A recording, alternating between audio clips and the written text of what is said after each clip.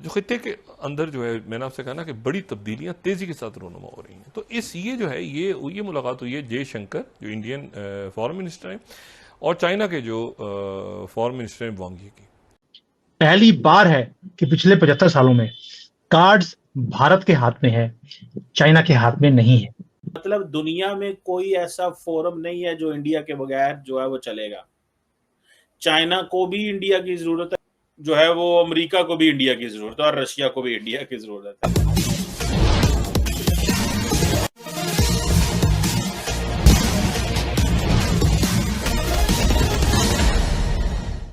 जो खित्ते के अंदर जो है, मैंने आपसे कहा ना कि बड़ी तब्दीलियां तेजी के साथ रोनुमा हो रही हैं। तो ये जो है ये मुलाकात हुई है जयशंकर जो इंडियन फॉरेन मिनिस्टर हैं और चाइना के जो फॉरेन मिनिस्टर हैं वांग यी की। अच्छा, और ये मुलाकात थोड़ी सी गैर मामूली इसलिए है कि देखें, दो बड़ी कुव्वतें दुनिया की, यानी आबादी के लिहाज से भी और तिजारत के लिहाज से भी, और दोनों हमारे पड़ोस में। अब दोनों के दरमियान 2020 के अंदर एक खलीज पैदा हुई, लेकिन वो खलीज और तलखी और फिर उसके बाद एक अजीब सा मामला कि वो लेकिन अब जो मुलाकात हुई है, उस मुलाकात का जो सामने बयानिया आ रहा है, वो बयानिया ये है कि अगर हम 21वीं स्लाइड को हम यहाँ कोट कर दें, 21st, India and China agree to work urgently to achieve the withdrawal of troops on their disputed border. यानी बड़ी तेजी से इंडिया और चाइना के ताल्लुकात में बेहतरी आ रही है। यानी बेहतरी क्या आ रही है, वो तलखी खत्म हो रही है, इस तरह कह सकते हैं कि तलखी जो है वो कम हो रही है जो 2020 में हुई थी, और ये कुर्बत जो है वो दोबारा बहाल हो रही है। और इसमें राइटर्स भी इसी तरह से कोट कर रहा है कि India and China agree to approach border issues with urgency, फौरी तौर पे अर्जेंसी के लिए जो है वो इस पे। अच्छा, थोड़े दिन पहले ये बजट, उनका पहला बजट आया है ये जो नई मोदी सरकार का, तो उनकी जो वजीर खारजा है, सॉरी वजीर खजाना है, उन्होंने एक बड़ा इंटरेस्टिंग बजट के दौरान, मैं राइटर्स को कोट कर रहा हूँ, इनका नाम है निर्मला सीतारामन, ठीक है। तो इन्होंने एक बड़ा इंपॉर्टेंट अनाउंसमेंट की थी, राइटर्स 17। उन्होंने कहा था कि जो चाइना की डायरेक्ट इन्वेस्टमेंट है वो हम इंडिया में खोल रहे हैं। चाइना की डायरेक्ट इन्वेस्टमेंट ये 2020 में रुक गई थी कि चाइना इंडिया में इन्वेस्ट नहीं करेगा। इसको चाइना की इन्वेस्टमेंट इंडिया ने खोलने का ऐलान कर दिया है, ठीक है। तो हमारे दो पड़ोसी ममालिक के ताल्लुकात तेजी से आपस में बेहतरी की तरफ जा रहे हैं। ये बहुत ही बड़ा इवेंट है। आज ही डेट में जो सिचुएशन है बहुत ही डेलिकेट सिचुएशन है, लेकिन जो कार्ड्स हैं वो किसके हाथ में है। मजे की बात यह है, पहली बार है कि पिछले 75 सालों में कार्ड्स भारत के हाथ में है, चाइना के हाथ में नहीं है। पीछे हटने के लिए उन्हें फेस सेविंग का, जैसे बोलते हैं ना कि फेस सेविंग का कोई मौका चाहिए, वो मौका भारत दे नहीं रहा।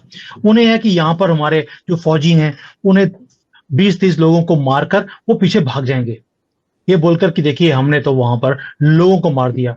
भारत ने पहले ही, अमेरिका से इंटेलिजेंस मिल गया और हमने क्या किया, पहले ही वहां पर अपनी तैनाती कर दी थी, और जब वो आए तो लाल नाक करके, खून अभी तक सूखा नहीं है वैसे भेजा है वापस।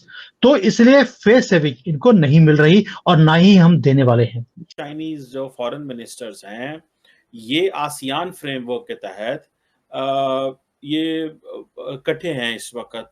और मजे की बात अगर आप देखें, मैं तो बड़ा एंजॉय कर रहा हूँ इस चीज को कि इंडिया आसियान का भी मेंबर है, इंडो पैसिफिक का मेंबर है, एससीओ का मेंबर है, ब्रिक्स का मेंबर है। मतलब दुनिया में कोई ऐसा फोरम नहीं है जो इंडिया के बगैर जो है वो चलेगा।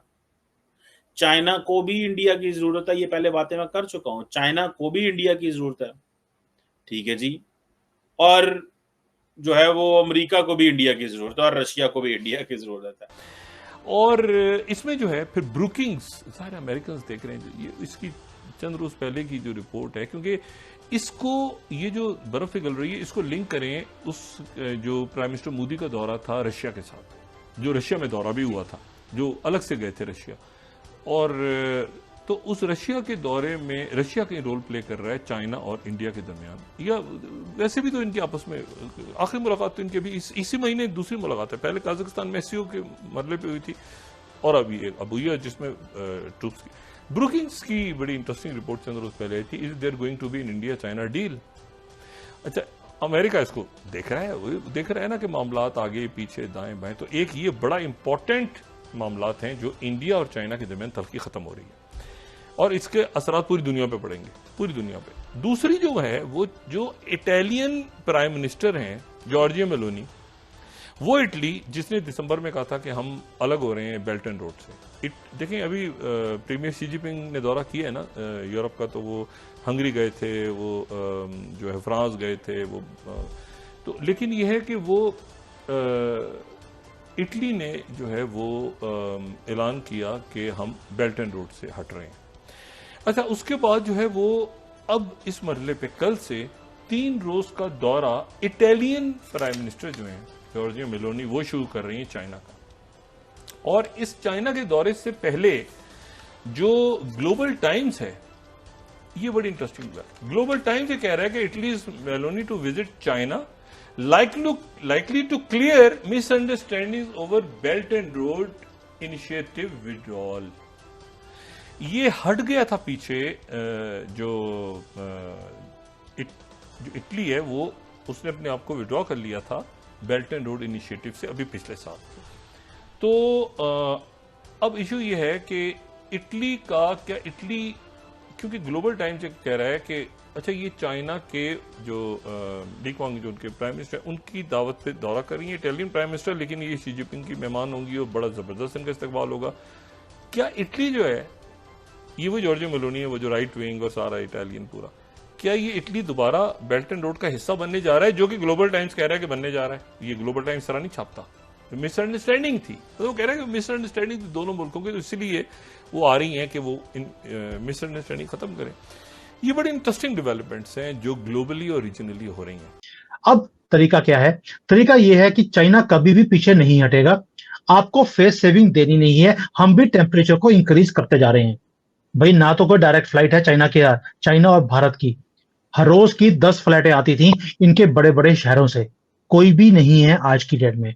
मेरे जैसा बंदा जो 5 घंटे में चाइना पहुंच जाता था, आज 12-12 घंटे लग जाते हैं चाइना पहुंचने के लिए, क्योंकि वाया होकर हमें जाना पड़ता है। चाइना ने वहां पर स्टैंड अप रखा हुआ है, वहां पर अपने मिलिट्री के इक्विपमेंट्स हैं, टैंक्स हैं, फाइटर प्लेन्स हैं, 1.5 लाख की उनकी सेना है, हमने भी खड़ी कर दी। जितने टैंक उन्होंने खड़े करे हमने भी खड़े कर दिए। और ये स्टैंड ऑफ ऐसे ही रहेगा जब तक हम स्ट्रांगली इनको आंसर नहीं देंगे। कम्युनिस्ट को मैं अच्छी तरह से समझता हूं, ये पीछे हटना नहीं जानते हैं। और दूसरा, इनके लिए जो फेस वैल्यू होती है वो बड़ी ही महत्वपूर्ण होती है। ये कुछ भी कर लेंगे अपने फेस सेविंग के लिए, बेशक अपने कंट्री को बर्बाद ही क्यों ना करना पड़े। रशिया का अभी आज की डेट में आप देख लीजिए, पूरे दुनिया में अलग थलग बैठा है, लेकिन यूक्रेन का पीछा ही छोड़ने से वो पीछे छोड़ेगा भी नहीं। वो अपनी कंट्री को बर्बाद कर लेंगे लेकिन पीछे नहीं हटेंगे। चाइना का भी यही हाल है। और जब ये बोल रहे हैं आज की डेट में कि हमें इंटरवीन करना चाहिए, किसी की हेल्प लेनी चाहिए, मुझे लगता है सुमित जैन ही इनकी हेल्प करेगा इस स्टैंड अप को खत्म करने के लिए, उसकी बात बाद में करेंगे। लेकिन जो और तीनों एक दूसरे पे ट्रस्ट नहीं करते, बट दे बिलीव कि अगर इंडिया इमर्जिंग डेमोक्रेसी के तौर पे हमारे साथ नहीं है तो हम क्या कर सकते हैं, कुछ भी नहीं हो सकता। अब हुआ यूं है कि जो कम्युनिस्ट पार्टी ऑफ चाइना जो है उसकी आपको पता है वांगी बड़े करीबी बंदे हैं शी जिनपिंग, ठीक है। तो ये जो लाओ के अंदर जो आसियान फॉरेन मिनिस्टर्स रिलेटेड जो कॉन्फ्रेंस हुई उसमें ये डिस्कशन हुई कि हमने अस्ताना में 4 जुलाई में क्या डिस्कस किया था। आज कौन सी जुलाई है? आई थिंक 20 दिन बाद मुलाकात हो रही है। डॉक्टर जयशंकर जो है उन्होंने एक तो वो सारी बात है दुनिया के जिस मुल्क से मिलते हैं, अब चाइना के साथ बात कर रहे हैं तो कह रहे हैं जी डिसएंगेजमेंट प्रोसेस क्या होना चाहिए एलएसी के ऊपर, पिछले एग्रीमेंट्स को कैसे जो है वो इंश्योर करना है। आप अगर हमसे जुड़ा रहना चाहते हैं तो कृपया मेरे चैनल को सब्सक्राइब करें तथा बेल आइकन भी दबा दें ताकि नई वीडियो की जानकारी तुरंत आप तक पहुंच जाए। धन्यवाद। जय हिंद।